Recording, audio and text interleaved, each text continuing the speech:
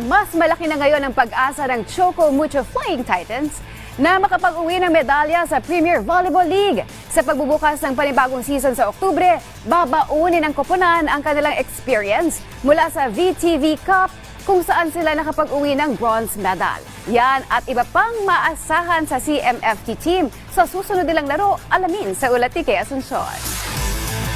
Simula noong 2019 nang mabuo ang kanilang koponan, hanggang sa kasalukuyan, wala pa ring medalya na iuuwi sa Premier Volleyball League ang Choco Mucho Flying Titans. Pero sa darating na Second All-Filipino Conference ngayong taon na gaganapin sa Oktubre, tiwala ang isa sa kanilang coach na si Jessie Lopez na malaki na ang posibilidad na makapasok sila sa top 3 teams. Dahil ito sa kanilang bronze medal finish sa 2023 VTV International Women's Volleyball Cup na ginanap sa Vietnam noong nakaraang linggo.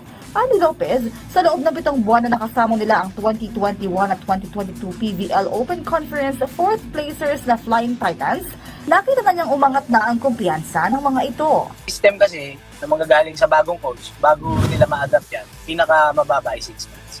So sa tingin ko naman, naka-adapt na sila. And sa exposure na nangyari sa kanila, feeling ko kaya naman maka-podium finish pero hindi pa rin kami nagpa-promise kasi mahirap magsalita ng tapos. Pero pinaka-importante is yung natutunan nila doon, ang pinaka-sure dyan is yung natutunan nila doon, madadala nila yan ngayong susunod na conference sa PBL. Kasi nadagdagan yung kumpiyansa nila, nandyan na yung experience, nadagdagan internationally, lahat sila nagkaroon.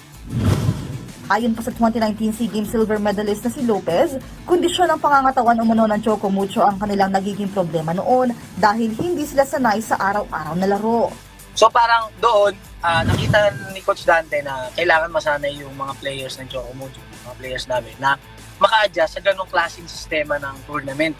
Like yan, yung ginawa sa Vietnam, everyday may game. So nakikita namin, may pagkukulang pa rin ng konti sa conditioning kasi medyo nauubos yung isang outside hitter natin, nauubos si Des, pinapalitan ni Isa, nauubos yung isang middle, minsan nagkakaroon ng problema si Maddie, pinapasok si Bea, pinapasok si Maika. So, doon,